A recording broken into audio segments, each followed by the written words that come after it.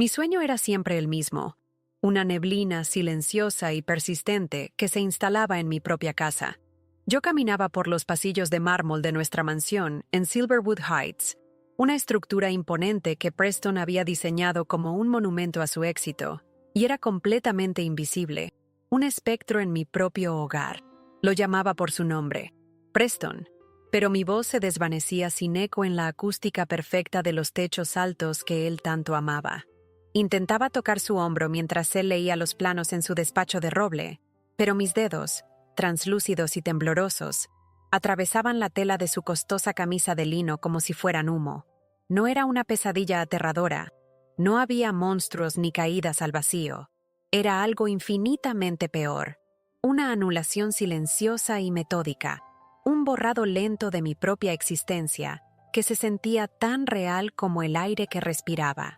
Le contaba esto a la doctora, Lorelei Vance, con la voz quebrada y una vergüenza profunda que me quemaba las mejillas, buscando en su rostro un ancla de comprensión, un faro que me guiara fuera de esa niebla sofocante que ya no distinguía del mundo real.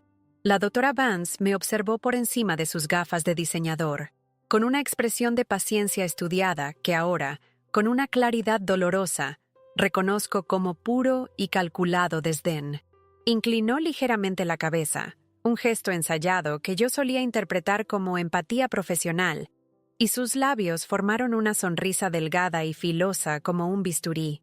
«Elora», dijo, y su voz era tan lisa y fría como el mármol del vestíbulo de su lujoso consultorio en el centro de Argento Bay. Quizás el sueño no es sobre su invisibilidad. Quizás es una invitación de su subconsciente para que aprenda a disfrutar de su propia compañía y no depender tanto de la validación externa. Cada palabra fue un pequeño golpe, preciso, clínico y helado.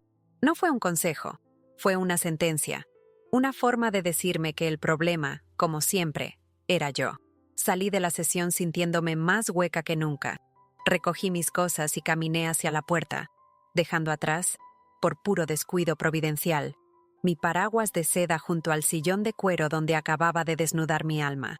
Fue el aguacero repentino, casi bíblico, lo que me hizo volver sobre mis pasos. La lluvia golpeaba el pavimento con una furia que reflejaba la tormenta en mi interior, y recordé el paraguas, un pequeño objeto de normalidad en un día que se sentía extrañamente desquiciado. Al llegar a la puerta de la consulta, la encontré entreabierta. Un hilo de luz se escapaba y, con él, la voz de la doctora Vance, pero esta vez despojada de su tono terapéutico y goteando burla. Y entonces, escuché la otra voz al otro lado del teléfono, una risa grave y familiar que me heló la sangre en las venas. Era Preston. «Te juro que casi me río en su cara», decía Lorelei, su voz llena de un regocijo cruel, su patético sueño de invisibilidad, como si alguna vez hubiera sido visible para empezar. La risa de Preston retumbó a través del auricular, y en ese instante, el universo entero se detuvo y se fracturó. La niebla del sueño se disipó de golpe, pero no fui yo la que desapareció. Fueron ellos, y los 30 años de vida que creí tener, lo que se convirtió en un fantasma. Me retiré de esa puerta sin hacer el más mínimo ruido, moviéndome con el sigilo de un ladrón que acaba de descubrir un asesinato en su propia casa. Cada paso hacia mi auto era pesado, agónico, como si caminara por el fondo de un océano de traición. El sonido de la lluvia en el techo del vehículo era un rugido sordo que intentaba ahogar el grito silencioso que se acumulaba en mi garganta. Conduje a casa en un estado de trance. Las luces de neón de Argento Bay se desenfocaban en manchas de color a través de mis lágrimas, creando un paisaje impresionista de mi propio infierno. La mansión, mi supuesta jaula de oro, me recibió con su silencio imponente de siempre. Pero ya no era un silencio vacío. Ahora estaba preñado de ecos. Sus risas cómplices, las décadas de mentiras, la condescendencia perpetua de Preston, los consejos envenenados de Lorelei. Ya no era mi hogar. Era la escena meticulosamente conservada de un crimen perpetrado a cámara lenta contra mi espíritu. En la soledad de mi estudio de arte, el único santuario que aún sentía mío, me senté en la oscuridad, y dejé que la verdad me inundara como una marea negra. Reviví todas las veces que me sentí demasiado sensible, injustificadamente ansiosa o irracional. Todas las discusiones que terminaban conmigo pidiendo perdón sin saber exactamente por qué, solo para restaurar una paz que era falsa. Cada una de sus sugerencias para mi bienestar, que en realidad eran maniobras estratégicas para mantenerme pequeña, dócil y confundida. El gaslighting no era una teoría psicológica que leía en artículos. Era el aire que había estado respirando durante años. Un veneno lento e inodoro que me había convencido de que la enferma, la rota, era yo. La traición no era solo una aventura carnal. Era una conspiración calculada para demoler mi autoestima y quedarse con los restos de mi vida. Un torrente de dolor me atravesó, un duelo agudo y punzante por la mujer que fui y el amor que ciegamente creí tener. Lloré por esa Elora ingenua que entregó su confianza sin reservas, que sacrificó sus sueños en el altar de la felicidad de otro, que silenció su propia voz para que la de él sonara más fuerte. Pero mientras las lágrimas rodaban por mi rostro, algo más comenzó a surgir desde las profundidades de mi ser. No era calor, era un frío glacial, una calma peligrosa y afilada. La conmoción se estaba solidificando en una certeza de acero. No estaba rota, me habían intentado romper. Y en esa sutil pero fundamental diferencia, en esa comprensión de que había sido un acto deliberado, encontré el primer ladrillo para empezar a reconstruirme. La injusticia había sido sembrada, y yo, la jardinera paciente, me aseguraría de que cosecharan la más amarga de las tormentas. Mucho antes de ser la esposa de Preston, yo era Elora Vance, la restauradora de arte. Mi mundo olía a aguarrás, a lino viejo y al polvo sagrado de pigmentos centenarios. Mis manos, ahora dedicadas a arreglar flores para cenas insulsas y organizar eventos benéficos para pulir la imagen de mi marido, conocían el lenguaje secreto de los lienzos agrietados, la alquimia para revivir colores desvaídos por los siglos. Recuerdo con una claridad que ahora me desgarra el día que empaqué mis pinceles y mis solventes en cajas de madera. Fue en nuestro pequeño apartamento, antes de la opulencia. Preston acababa de conseguir el proyecto que lanzaría su firma de arquitectura, el diseño del Museo de Arte Contemporáneo de la ciudad. Me miró con esos ojos que entonces creía llenos de un amor abrumador y me dijo: «No puedo hacer esto sin ti, Elora. Eres mi ancla, mi única calma en esta locura». Y yo, enamorada hasta la médula, creyendo que éramos un equipo, sacrifiqué mi pasión por la suya. Creía que construíamos un futuro juntos, sin darme cuenta de que solo estaba proporcionando los cimientos para su monumento personal, mientras mi propio edificio interior quedaba abandonado y en ruinas. Me convertí en la arquitecta invisible de su vida, la ingeniera silenciosa de su éxito. Organicé cenas para clientes potenciales donde el vino correcto y la conversación adecuada, guiada sutilmente por mí, cerraban tratos millonarios que él celebraba como victorias en solitario. Cuidé de nuestros hijos, Mark y Claire, protegiéndolos de su temperamento y sus ausencias, creando un ecosistema de normalidad y amor para que su genio floreciera sin las interrupciones de la vida doméstica. En público, él me llamaba mi roca, mi inspiración, un accesorio elegante en su brazo. Pero en privado, cuando yo tímidamente sugería retomar mi trabajo o expresaba una opinión sobre sus diseños, la condescendencia aparecía como una fina capa de hielo. «Cariño, déjame esto a mí», decía con una sonrisa que nunca, jamás, llegaba a sus ojos. «Tú eres el corazón de esta casa. No necesitas complicarte con las trivialidades de los negocios». Me relegó a un papel decorativo, una pieza más en su colección de logros, y yo, por demasiado tiempo, confundí ese pedestal con un trono. Lo que más me duele ahora, lo que alimenta esta furia fría, es recordar cómo financié su primer gran sueño. Usé una parte considerable de la herencia de mis padres, el dinero que mi padre había trabajado toda su vida para dejarme, para invertir en su incipiente firma. Fue una apuesta que hice con el corazón y con una confianza ciega, vendiendo incluso algunas joyas de mi abuela. Ese dinero fue la semilla de la fortuna que ahora ostentamos, un patrimonio que él siempre presentaba en las revistas como el fruto exclusivo de su sudor, su riesgo y su visión. La mansión, los autos de lujo, las vacaciones exóticas, todo llevaba mis huellas dactilares financieras y emocionales. Saber que ahora planeaban disfrutar de ese imperio, construido sobre mis sacrificios, sobre el dinero de mi padre, mientras se burlaban de mi patético sueño de invisibilidad, encendió en mí un fuego gélido. No era venganza lo que sentía, era la necesidad imperiosa de un ajuste de cuentas, de una reclamación de justicia poética y financiera. Mucho antes de que el nombre de la doctora Vance se convirtiera en un veneno en mi vida, hubo una señal clara, una bandera roja del tamaño de un continente que ignoré por un amor que me había cegado. Hacía un par de años, con los hijos ya en la universidad, sentí un resurgir desesperado de mi antigua pasión. Había encontrado un local encantador en el distrito histórico de la ciudad, un espacio de ladrillo visto y vigas de madera, perfecto para una pequeña galería y taller de restauración. Pasé semanas elaborando un plan de negocios detallado. Mi mente bullía con una emoción que no sentía desde mi juventud, la idea de volver a tener mis propias manos sobre un pincel, de oler la cera de abejas y el aceite de linaza, de devolverle la vida a la belleza olvidada, me hacía sentir viva de nuevo, como si una parte de mí, largamente dormida, estuviera despertando. Una noche, con el corazón latiéndome en la garganta, le presenté a Preston mi carpeta, pulcra y profesional, llena de proyecciones financieras, ideas de marketing y fotos del local. La extendí sobre la mesa de caoba de su estudio con un orgullo tembloroso, como una ofrenda. Él la hojeó por encima, pasando las páginas con una rapidez insultante, sin el más mínimo interés. Luego me miró, no a mí, sino a través de mí, con esa expresión de falsa preocupación que tan bien dominaba. «Elora, mi amor», comenzó, tomando mi mano con la suya, un gesto que se sentía frío y posesivo. «Es una idea encantadora, de verdad, pero ¿estás segura?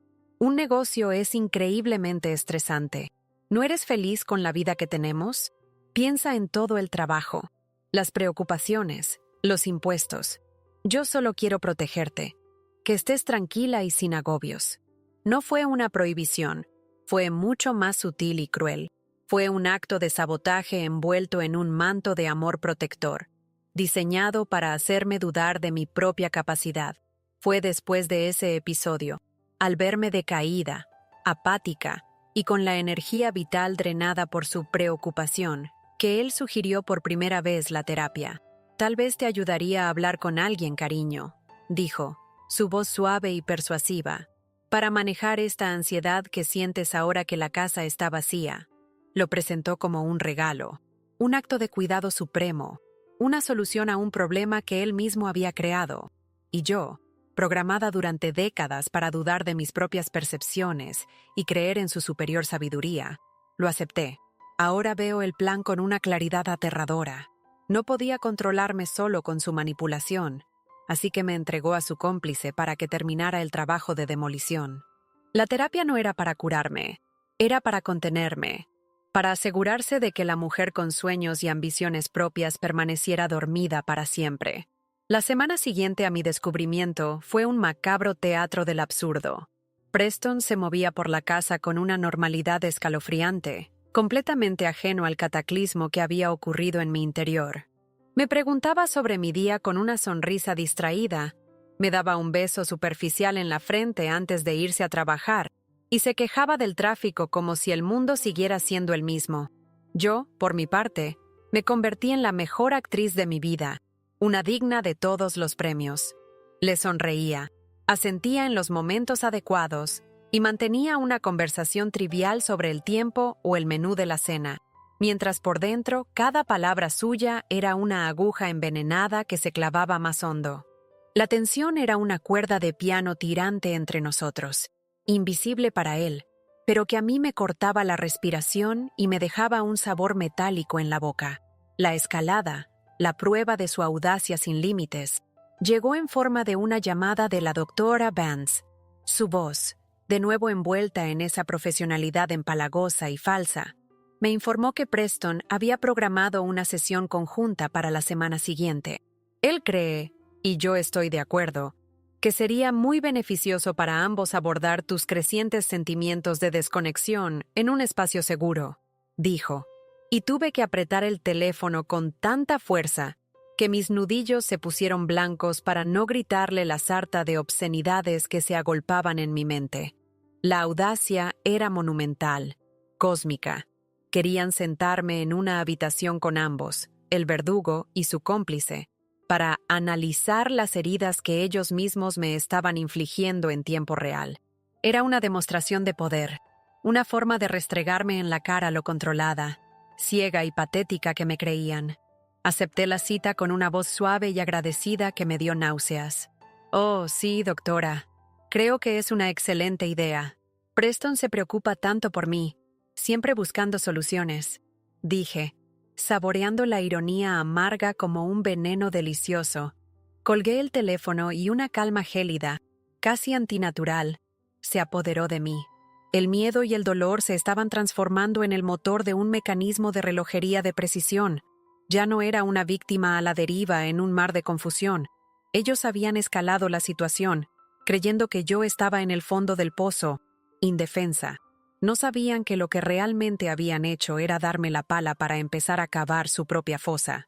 En esa calma aterradora, la verdadera naturaleza de Preston se reveló ante mí sin los filtros del amor o la costumbre. Él no era simplemente un hombre egoísta o un marido negligente. Su comportamiento encajaba perfectamente con el perfil de un narcisista de libro. Veía el mundo, y a mí en particular, como extensiones de su propia voluntad, accesorios para su vida perfectamente curada. Mi felicidad, mi propósito, mi paz, solo eran valiosos en la medida en que servían para adornar su imagen pública. La idea de que yo pudiera tener un universo interior propio, con anhelos y dolores que no giraran en torno a él, le resultaba no solo extraña, sino profundamente ofensiva. Era un arquitecto de fachadas, y yo era la más importante de todas.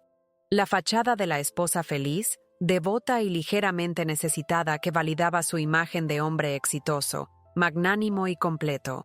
La doctora Lorelei Vance era su reflejo profesional, una parásita ética que se alimentaba de la desgracia ajena. Su maldad era más calculadora, más insidiosa si cabe.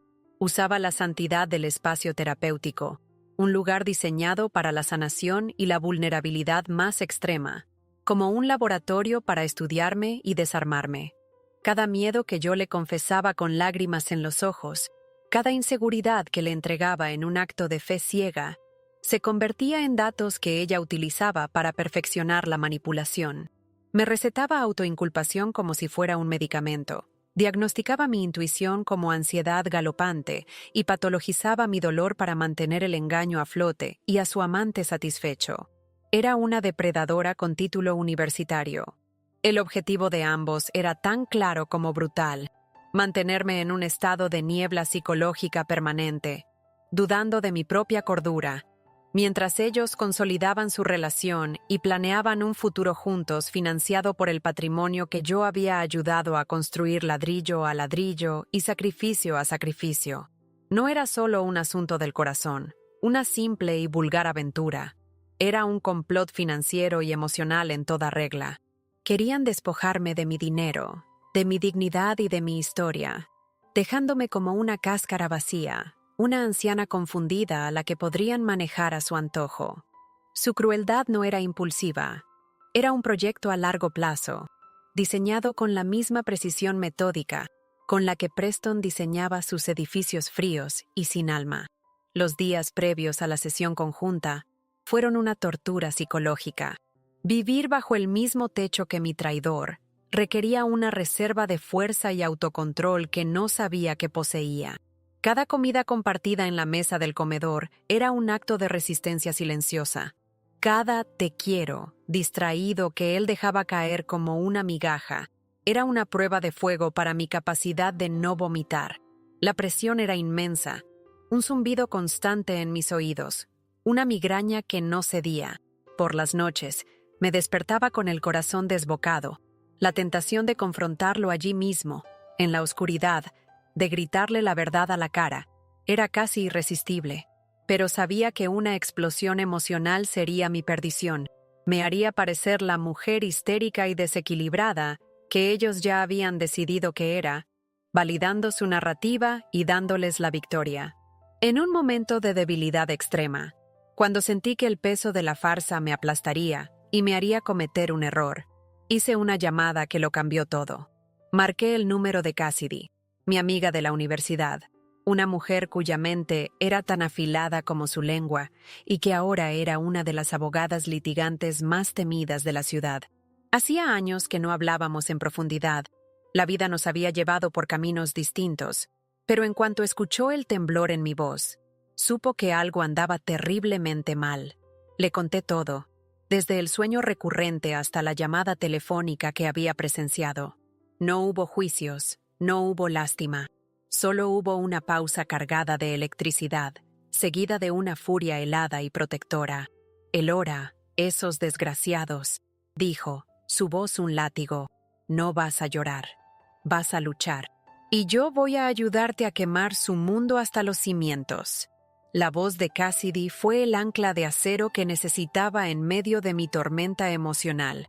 Su pragmatismo cortó a través de mi angustia como un láser. Necesitamos pruebas irrefutables, Elora. Algo que no puedan negar ni el colegio de psicólogos ni un juez. Algo que los destruya profesionalmente de forma que no puedan recuperarse.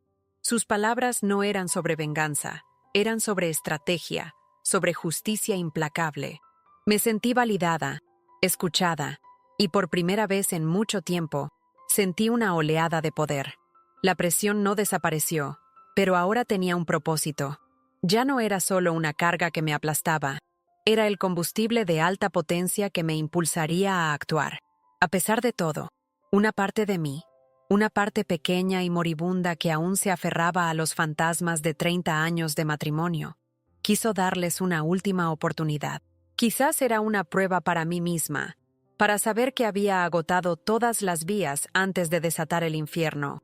La noche antes de la sesión conjunta, intenté abrir una puerta, una minúscula rendija de luz en la oscuridad impenetrable de su engaño. Mientras Preston revisaba unos correos en su tableta, con el ceño fruncido por algún asunto de negocios, me senté a su lado. Preston, comencé, mi voz sorprendentemente firme. He estado pensando mucho en nuestro futuro. A veces me preocupa que nos hayamos distanciado tanto, que ya no hablemos de lo que realmente importa. Lo miré directamente a los ojos, buscando una chispa de reconocimiento, un atisbo del hombre del que una vez me enamoré. Él levantó la vista de la pantalla, y su expresión no fue de preocupación, sino de pura y absoluta impaciencia. Dejó escapar un suspiro largo y teatral, el suspiro de un hombre muy ocupado que es interrumpido por un asunto trivial e inoportuno.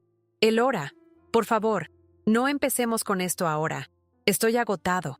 Para eso es la sesión de mañana con Lorelei, ¿no? Para que hables de todas estas cosas que te preocupan y te dé herramientas para manejarlas. No hubo diálogo. No hubo un ¿qué te pasa, cariño? Simplemente me redirigió a ella, a su cómplice, como si yo fuera un problema administrativo, un archivo defectuoso que debía ser gestionado por el departamento correspondiente para que él no tuviera que molestarse. Esa respuesta, tan displicente y cruel en su simplicidad, fue la prueba final que necesitaba, el último clavo en el ataúd de nuestra relación. Fue un portazo en la cara, la confirmación definitiva de que cualquier intento de comunicación era inútil. Él no me veía, no me escuchaba, ya no existía para él como una persona real. Yo era un ítem en su agenda, un problema a resolver para poder seguir con su vida sin interrupciones. La pequeña y moribunda parte de mí que buscaba una solución pacífica exhaló su último aliento en ese instante. La puerta a la reconciliación no solo estaba cerrada, había sido tapiada con indiferencia y arrogancia. Y yo, al otro lado, finalmente dejé de golpear. El consejo de Cassidy resonó en mi mente como un mantra. Pruebas irrefutables, Elora. Pruebas. Al día siguiente, antes de la sesión, conduje hasta una pequeña tienda de electrónica en una parte de la ciudad que Preston jamás visitaría. un lugar de luces de neón parpadeantes y escaparates polvorientos. Compré el dispositivo de grabación más pequeño y discreto que tenían, no más grande que un botón de mi abrigo. Mis manos temblaban al pagar, no de miedo, sino de una extraña y nueva determinación, una corriente eléctrica que recorría mis venas. Se sentía como un acto de transgresión, una violación de la confianza, pero la verdadera transgresión ya había sido cometida contra mí, de la forma más brutal.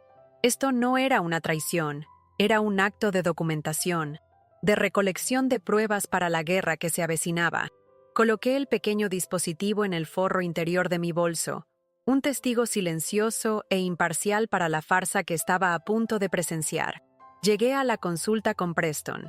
Él me tomó del brazo con un gesto de apoyo marital que era pura escenografía para el mundo, un acto que me revolvió el estómago. La doctora Vance nos recibió con su sonrisa de depredador satisfecho. La sesión comenzó como siempre, conmigo expresando mis ansiedades y mis sentimientos de vacío, pero esta vez yo era la directora de la obra, la titiritera. Con una vulnerabilidad perfectamente calculada, guié la conversación hacia el tema que Cassidy y yo habíamos planeado meticulosamente, nuestro futuro financiero. «Es que a veces me preocupa, Preston», dije, dejando que mi voz temblara y que una lágrima solitaria rodara por mi mejilla. Con nuestra edad, la economía incierta, siento que no estoy al tanto de nada, que si algo te pasara, yo estaría completamente perdida, a la deriva. Fue entonces cuando ocurrió el error fatal que selló su destino. Preston y Lorelei intercambiaron una mirada. Fue un microgesto, rápido como un parpadeo, casi imperceptible, pero para mí, que los observaba con la agudeza de un halcón hambriento, fue una confesión a gritos. La mirada contenía condescendencia, complicidad y una seguridad arrogante que me heló la sangre.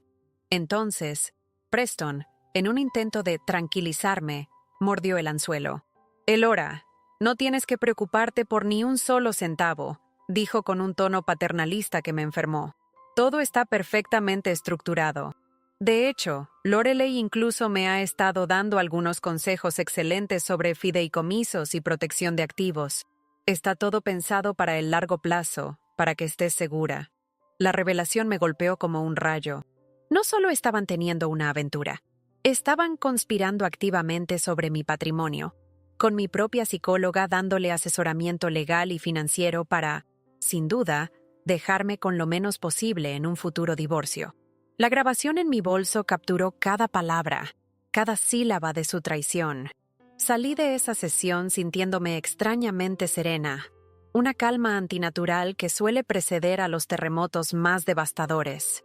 El pequeño dispositivo en mi bolso se sentía cálido al tacto, como un corazón artificial latiendo con la verdad pura y dura. En mi interior ya no había espacio para la duda o el dolor. La tristeza había sido incinerada en el fuego de su arrogancia, y de sus cenizas se levantaba una furia blanca, pura y concentrada como un láser. La mujer que entró en esa consulta, la víctima confundida y llorosa, había muerto en ese sillón de cuero. La que salió era una estratega, una general a punto de lanzar su ofensiva. Elora, la esposa sufrida, había dado paso a Elora, la ejecutora de una justicia inevitable y largamente postergada. Mi primera acción no fue volver a la opresiva mansión. Conduje directamente al imponente edificio de cristal y acero, donde Cassidy tenía su bufete. En su sala de reuniones, con unas vistas panorámicas de la bahía que se extendían bajo nosotras, conecté el dispositivo a su computadora portátil. No dije nada. Simplemente le puse los auriculares y le di al play. Observé su rostro mientras escuchaba la grabación. Vi cómo su expresión profesional se endurecía, cómo su mandíbula se tensaba hasta formar una línea dura, y cómo sus ojos, normalmente divertidos, se encendían con una ira glacial que reflejaba perfectamente la mía. Cuando terminó, se quitó los auriculares lentamente, como si estuviera manejando material radioactivo. «Lo tenemos», dijo, su voz baja y letal. «Tenemos a estos hijos de perra. No solo por la mala praxis ética, que es una bomba atómica, sino por conspiración para defraudar. Esto es oro, Elora. Oro puro. En ese preciso momento, sentí un cambio tectónico en mi interior, una realineación de mi propio ser. La víctima se convirtió en guerrera. La mujer que había pasado décadas minimizándose para hacer espacio a otros, de repente ocupaba todo el espacio de la habitación. Mi postura cambió. Mi respiración se hizo más profunda. No había lágrimas. No había vacilación. Había un plan. Cassidy y yo pasamos las siguientes horas trazando el mapa de su destrucción, no con explosivos, sino con la precisión quirúrgica de la ley. Cada paso, cada documento, cada notificación, fue planeado con una frialdad y una meticulosidad que me habrían asustado a mí misma unas semanas antes. Ahora, esa frialdad me daba una fuerza inmensa, un poder que nunca había sabido que poseía. Mi cambio de actitud, mi metamorfosis, no pasó desapercibida para Preston. Dejé de interpretar mi papel de esposa ansiosa y frágil. Comencé a moverme por la casa con un nuevo propósito, una economía de movimientos y palabras que lo desconcertaba. Mis respuestas a sus preguntas eran cortas, educadas, pero desprovistas de la calidez servil a la que estaba acostumbrado. Dejé de hacerle preguntas sobre su día. Dejé de preocuparme por si su traje estaba planchado o si había comido bien. Empecé a pasar horas en mi estudio, antes abandonado, pero ahora con la puerta firmemente cerrada, no restaurando arte, sino hablando por teléfono con Cassidy, revisando documentos financieros y organizando metódicamente mi ofensiva. Preston, sintiendo que su control absoluto se deslizaba entre sus dedos como arena, reaccionó primero con una confusión que rápidamente se agrió en una irritación mal disimulada. ¿Qué te pasa últimamente, Elora? Apenas hablas, siempre estás encerrada. Me espetó una noche durante la cena, golpeando el tenedor contra el plato. Estás distante, fría. ¿Es por algo que dijo Lorelei en la sesión? Porque si es así, deberías programar otra para resolverlo. Su única herramienta para entenderme era a través del filtro de su cómplice. Incapaz de concebir que yo pudiera tener un pensamiento, una emoción o una reacción autónoma que no hubiera sido sancionada por su maquinaria de control. El nuevo conflicto estalló de forma abierta cuando me negué rotundamente a asistir a una cena de negocios con uno de sus clientes más importantes, un evento para el que siempre había sido su anfitriona estrella. Lo siento, Preston, pero no puedo. Tengo otros planes. Le dije con una calma que lo enfureció aún más. Su rostro se congestionó de una ira que ya no se molestó en ocultar. ¿Otros planes? ¿Qué puede ser más importante que mi carrera, que nuestro futuro? He contado contigo, Elora. Su indignación era la de un rey cuyo súbdito más leal y obediente se atreve a desobedecer una orden directa por primera vez. La batalla había comenzado oficialmente, y él acababa de darse cuenta, con pánico, de que yo ya no estaba en su bando. Mientras preparaba mi ofensiva legal con Cassidy, sentía que había tocado fondo en cuanto a su capacidad para herirme. Creía que ya nada de lo que hiciera podría sorprenderme o dolerme más. Estaba terriblemente equivocada. La traición final, el golpe más cruel y calculado, llegó de una fuente que debería haber sido sagrada e intocable: nuestros propios hijos. Preston, sintiéndose acorralado por mi nueva e incomprensible independencia, recurrió al arma más sucia y vil de su arsenal. Llamó a Mark y a Claire, ambos adultos e independientes, y les tejió una historia desgarradora de preocupación y dolor, una obra maestra de la manipulación narcisista. Les dijo que yo estaba pasando por una crisis nerviosa severa, que me negaba a recibir ayuda profesional y que mi comportamiento errático y paranoico estaba poniendo en riesgo no solo mi salud, sino la estabilidad de toda la familia. Una tarde, recibí una llamada de Claire. Su voz, normalmente cálida y amorosa como un abrazo, estaba llena de una preocupación teñida de un reproche que me partió el alma. «Mamá, papá nos ha contado todo. Estamos muy preocupados por ti. Dice que la doctora Vance cree que estás sufriendo un episodio depresivo agudo, que estás viendo cosas que no son. Por favor, mamá, tienes que escuchar a los profesionales. Hazlo por nosotros, por la familia».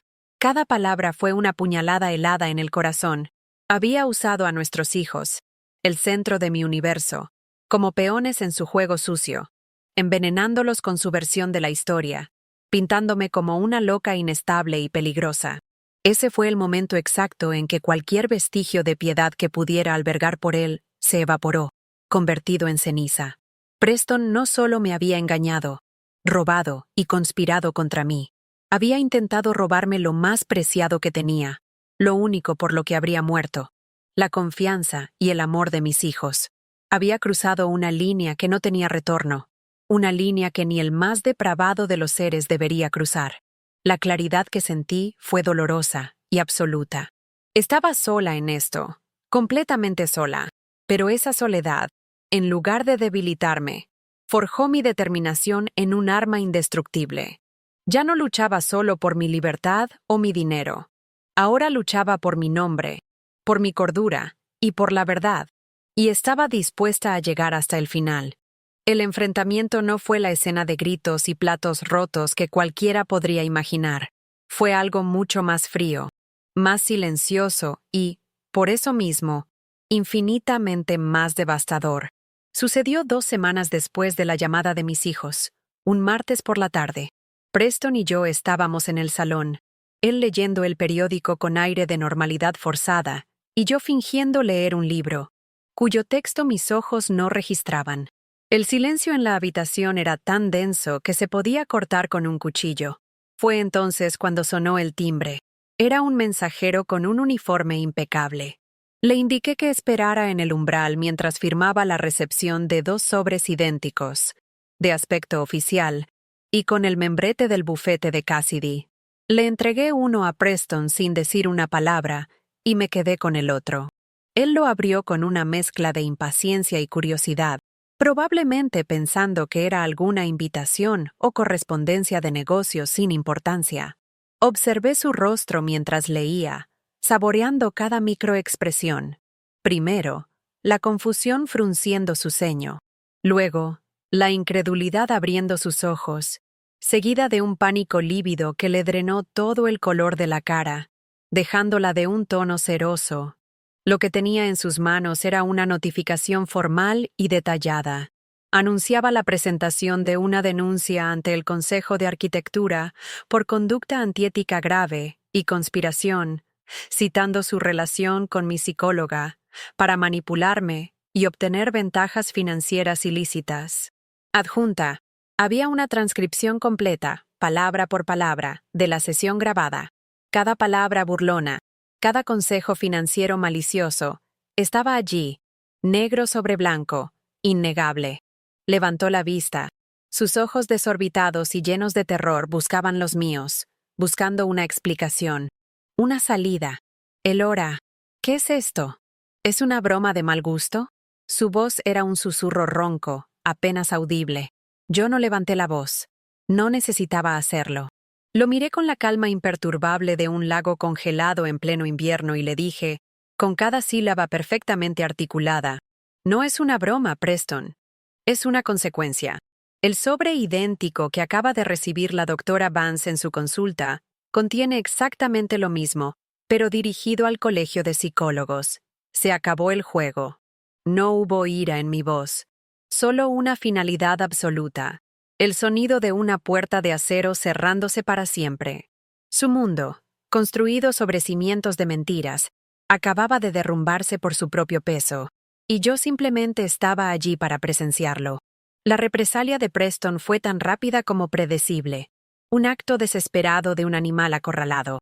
Al día siguiente, en el supermercado, mi tarjeta de crédito fue rechazada. Una llamada al banco, hecha con una calma que me sorprendió a mí misma, confirmó mis sospechas. Había congelado todas nuestras cuentas conjuntas, cortando de raíz mi acceso a los fondos que, irónicamente, yo misma había ayudado a acumular durante 30 años.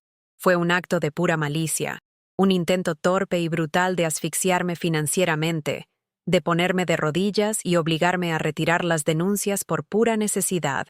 Quería recordarme que él todavía tenía el poder, que él controlaba los recursos y, por lo tanto, me controlaba a mí.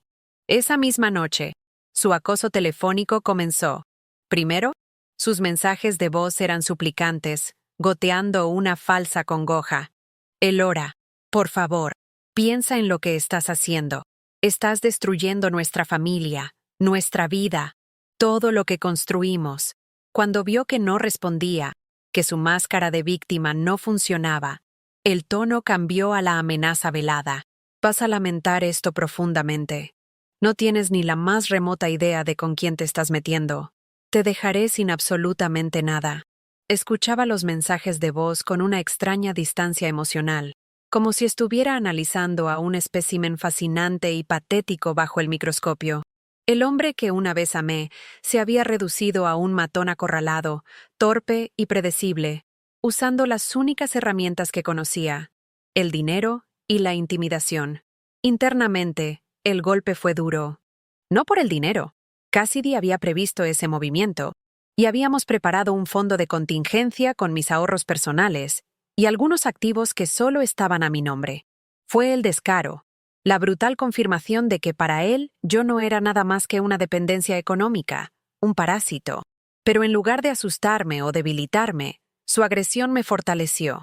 Cada acción hostil era una prueba más para mi caso, un clavo más en su propio ataúd profesional y legal.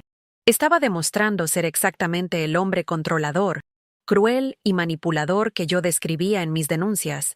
Y lo mejor de todo, lo estaba haciendo por su propia iniciativa. La noche más oscura de mi alma llegó una semana después de aquello. Estaba sola en la inmensa casa, que ahora se sentía como un mausoleo opresivo de mis recuerdos y de la vida que me habían robado.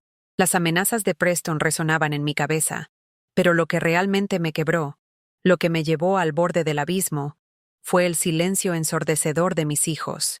No habían vuelto a llamar desde que les envié la carta con las pruebas.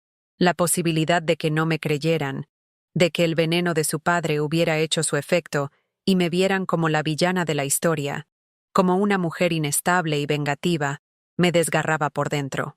Por un momento aterrador, la duda se deslizó en mi corazón como una serpiente venenosa. ¿Valía la pena todo esto? ¿Ganar mi libertad a costa de perder a mis hijos para siempre? Me derrumbé en el suelo frío de mi estudio, rodeada de los lienzos que llevaban años esperando mis manos, testigos silenciosos de mi decadencia y ahora de mi posible colapso. El peso de la soledad, de la batalla legal, de la traición familiar, fue abrumador, una ola gigante que me arrastró a las profundidades. Lloré. Lloré con una desesperación que no había sentido antes. Un llanto gutural y primitivo por la familia que había perdido, por el amor que resultó ser una mentira y por la mujer exhausta y sola que se miraba en el reflejo oscuro de la ventana. ¿Y si Preston tenía razón? ¿Y si al final de todo esto me quedaba sin nada, sola, amargada y rota? El miedo, frío y paralizante, amenazó con ahogar la pequeña llama de mi resolución. En medio de esa desesperación absoluta, mi teléfono sonó. Su luz una intrusión en la oscuridad. Era Cassidy. No sé cómo lo supo. Tal vez fue intuición de amiga. Pero su voz al otro lado de la línea fue firme y clara como una campana.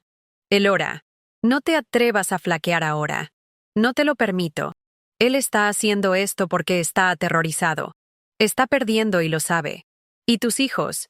Ellos verán la verdad. Son inteligentes y te quieren. Dales tiempo. Pero ahora mismo, tienes que levantarte del suelo y recordar por qué estás luchando. Estás luchando por ti. ¿Y tú, Elora Vance? Vales la pena. Sus palabras fueron el salvavidas que me sacó de las profundidades heladas. Me aferré a ellas como a una oración. Y lentamente, temblando, me puse de pie. La noche no había terminado, pero yo había decidido que sobreviviría hasta el amanecer. Después de esa noche, de tocar el fondo absoluto, algo fundamental cambió dentro de mí. La epifanía no fue un rayo de luz cegador, sino un entendimiento sereno, profundo y tranquilo que se asentó en mi alma como el lecho de un río. Me di cuenta, con una certeza inquebrantable, de que mi valor no dependía de la validación de nadie, ni de mi esposo, ni de mis amigos, ni siquiera de mis hijos en este momento de confusión. Mi valor era intrínseco, innegociable e independiente de las opiniones ajenas. Comprendí en ese momento de claridad que la batalla que estaba librando no era para demostrarles algo a ellos, sino para reclamarme a mí misma. La justicia que buscaba no era para infligir dolor como un acto de venganza, sino para restablecer un equilibrio fundamental del universo que había sido violado. No se trataba de venganza, se trataba de la verdad recuperando su lugar.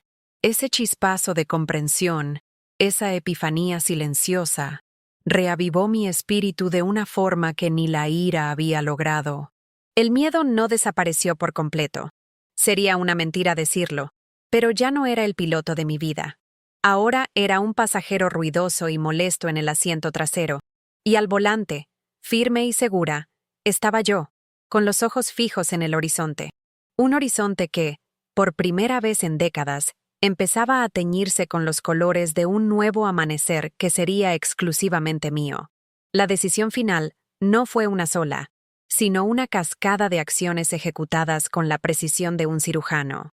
Con Cassidy a mi lado, no solo presentamos formalmente las denuncias éticas, sino que también iniciamos los trámites de divorcio por la vía más contenciosa, citando fraude, maltrato psicológico y enajenación parental. El plan era quirúrgico y multifacético. Atacar sus dos pilares de poder, su reputación profesional y su estabilidad financiera, de manera simultánea y abrumadora. No les dimos espacio para reagruparse, ni tiempo para coordinar sus mentiras. Fue un golpe doble, preciso y devastador, diseñado para que la estructura de su engaño, construida con tanto esmero durante años, colapsara sobre sí misma.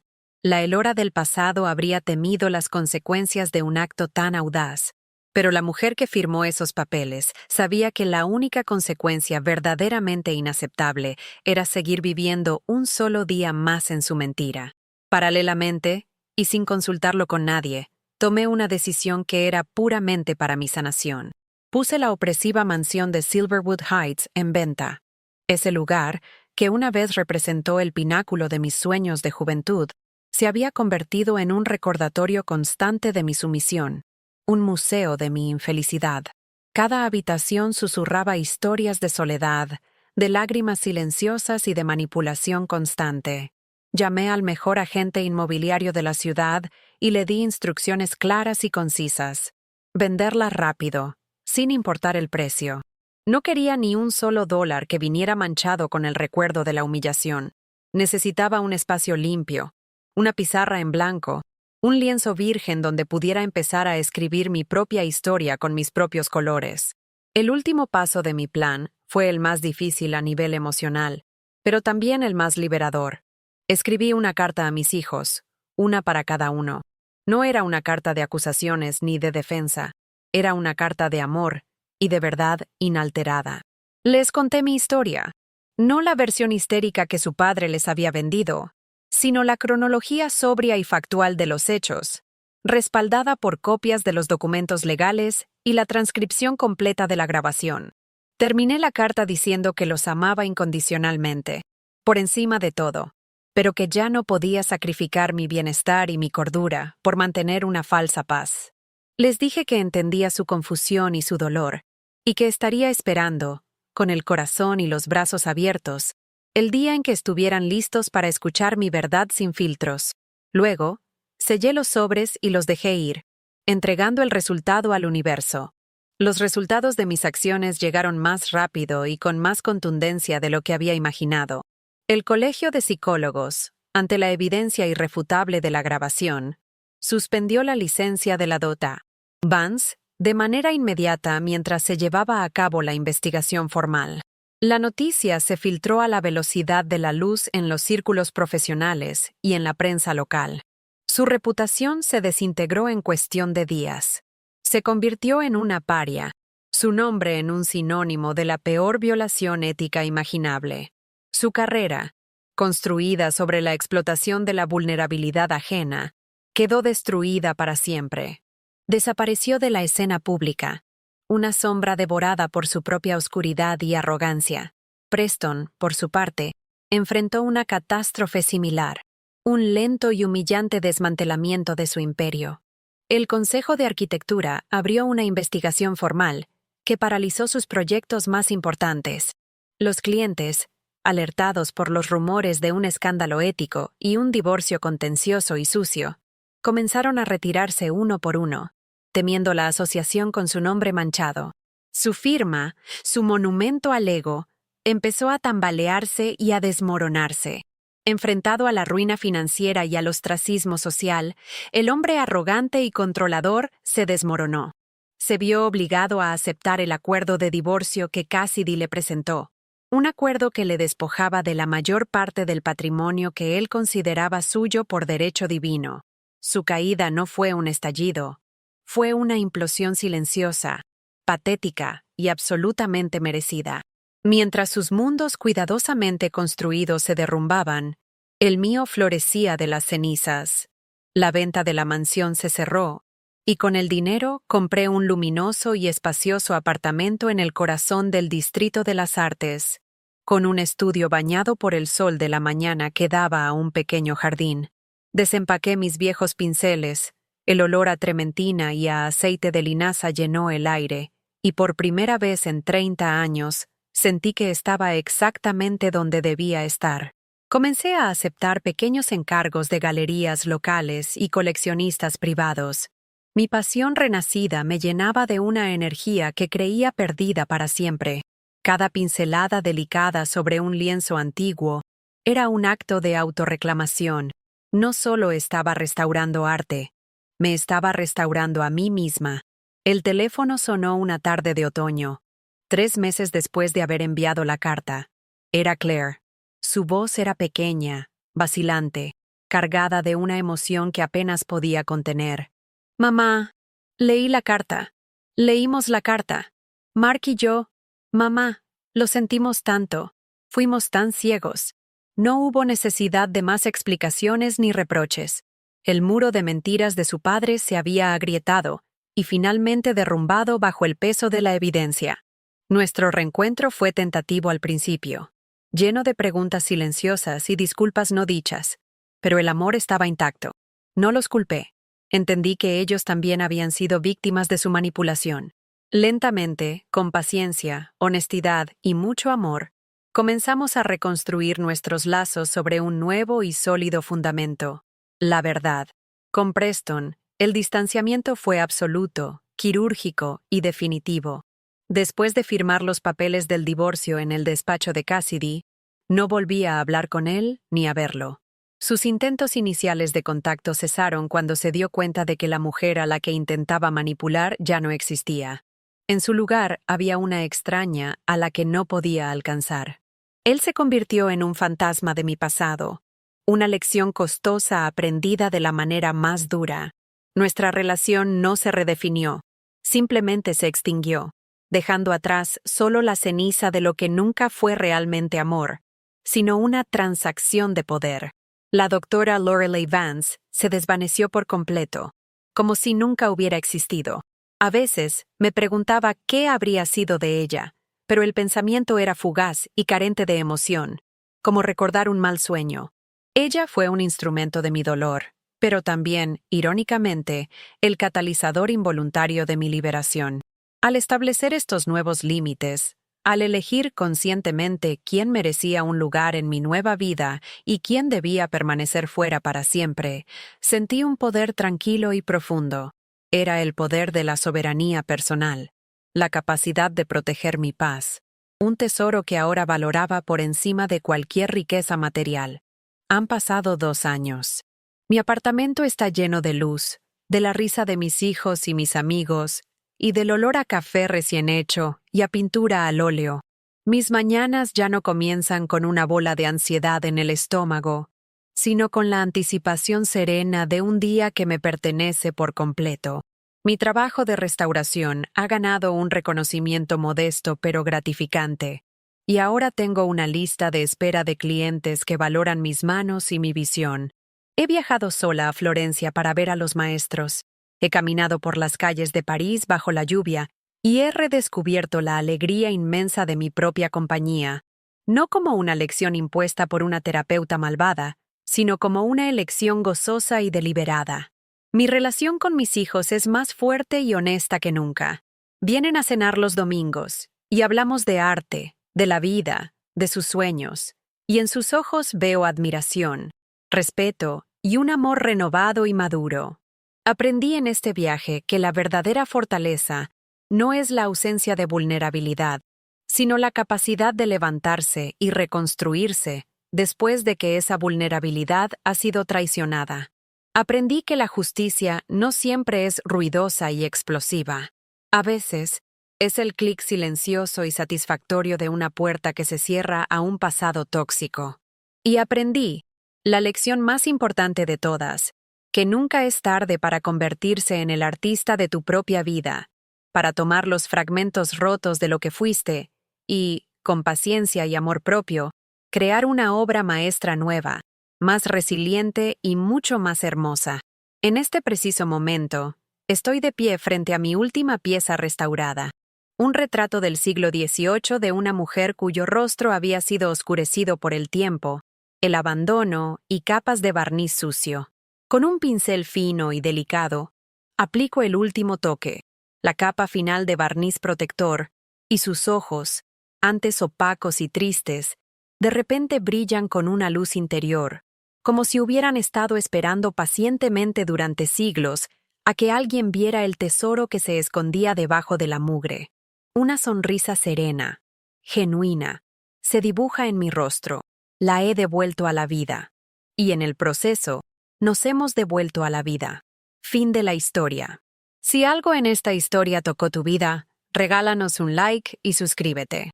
Tal vez la próxima historia sea justo la que estabas esperando.